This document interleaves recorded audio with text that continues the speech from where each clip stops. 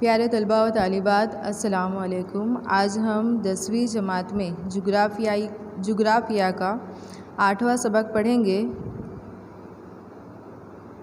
قدرتی وسائل۔ گجراتی میں کہیں گے پراکرتک سنسادھن۔ تو سب سے پہلے یہ کہ وسائل یعنی کیا؟ وسائل کسے کہتے ہیں؟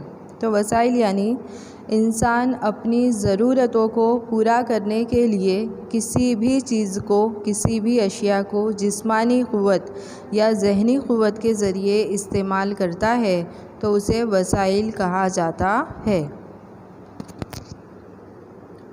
اس کے بعد دیکھیں گے وسائل کے استعمال۔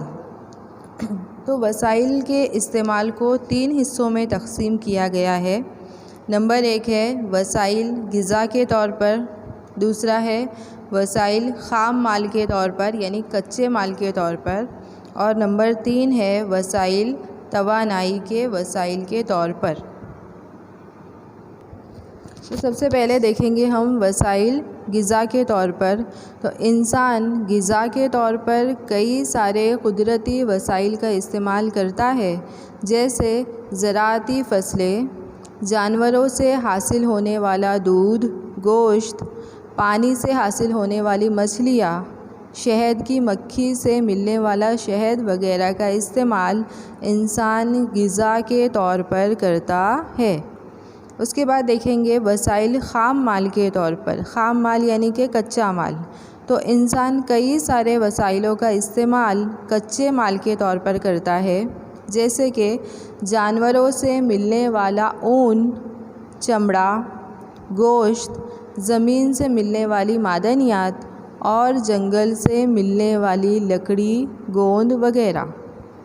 اس کے بعد دیکھیں گے وسائل توانائی کے وسائل کے طور پر۔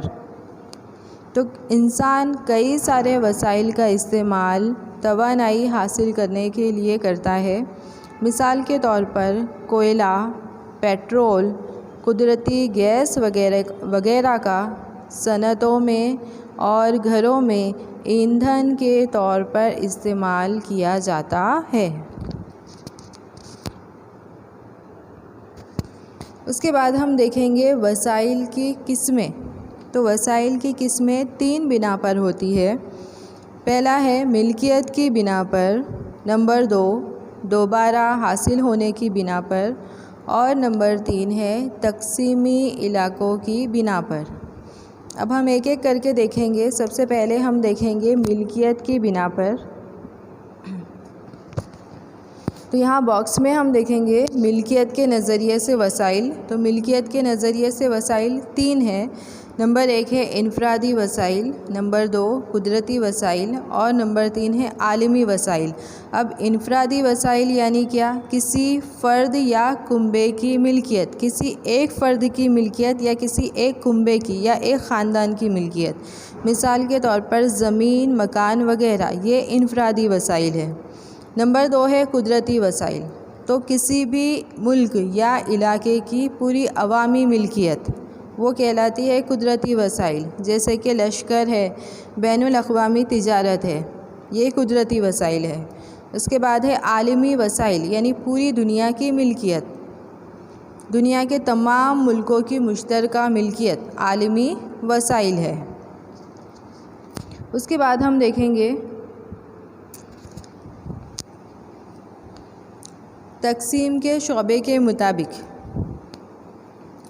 جو ملکیت ہے اس کے بارے میں دیکھیں گے۔ یہاں پہ جو باکس نظر آ رہا ہے اس میں دیکھیں گے تو آسانی سے ملنے والے وسائل۔ اب ایسے وسائل جو بالکل آسانی سے مل جاتے ہیں ماحول میں، جیسے کہ ماحول میں موجود گیسیں، جیسے آکسیجن اور نائٹروجن، یہ بالکل آسانی سے یہ مل جاتی ہے۔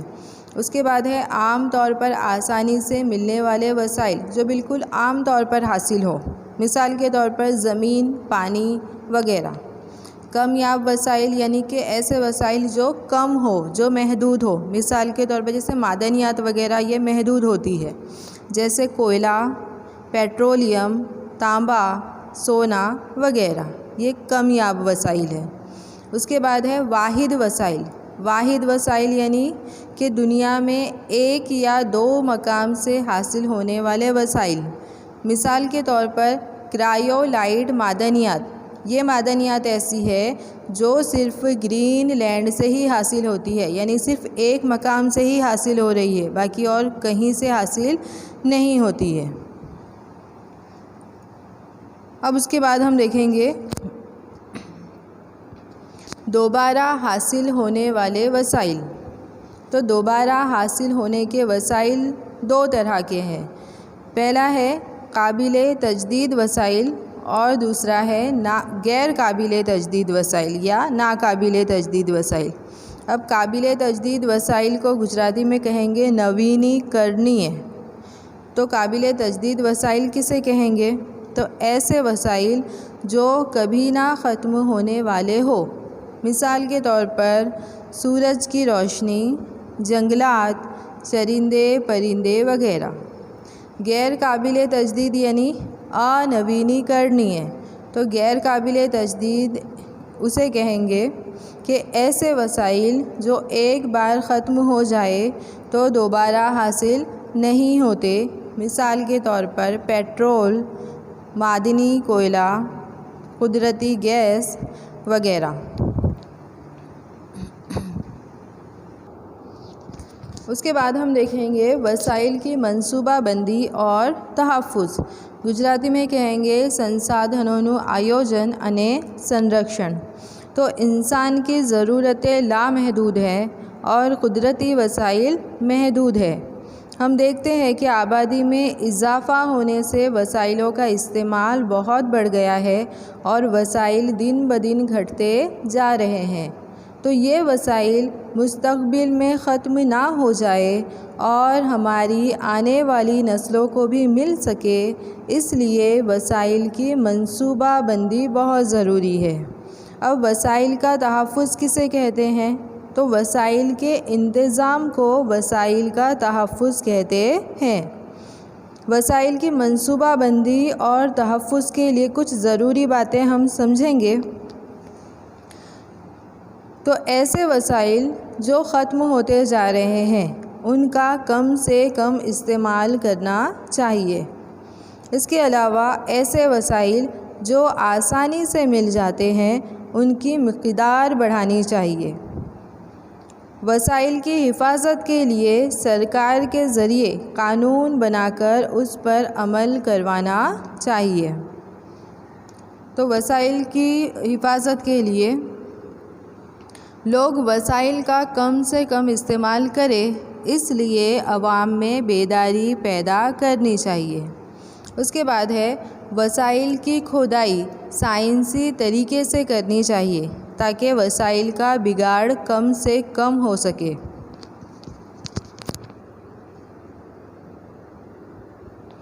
اس کے بعد ہم دیکھیں گے زمین کی تشکیل، زمین نرمان، یعنی زمین کیسے بنی۔ تو سب سے پہلے یہ کہ زمین کسے کہتے ہیں؟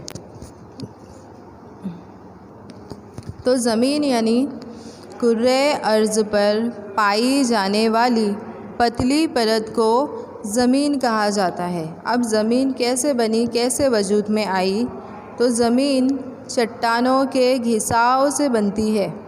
بارش، ہوا، پانی سے چٹانوں کا گھساؤ ہو کر چورا ہو جاتا ہے، پھر اس چورے سے کرۂ ارض پر ایک پتلی پرت جم جاتی ہے جس کو ہم زمین کہتے ہیں۔ اب جو زمین ہوتی ہے اس میں معدنی اجزاء اور حیاتیاتی مادے ہوتے ہیں۔ اس کے علاوہ ہمارے یہاں زمین کی کئی ساری قسمیں ہیں اور زمین کی قسم اس کے رنگ، آب و ہوا اور اس کی زرخیزی کو مد نظر رکھ کر زمین کی قسمیں کی جاتی ہیں۔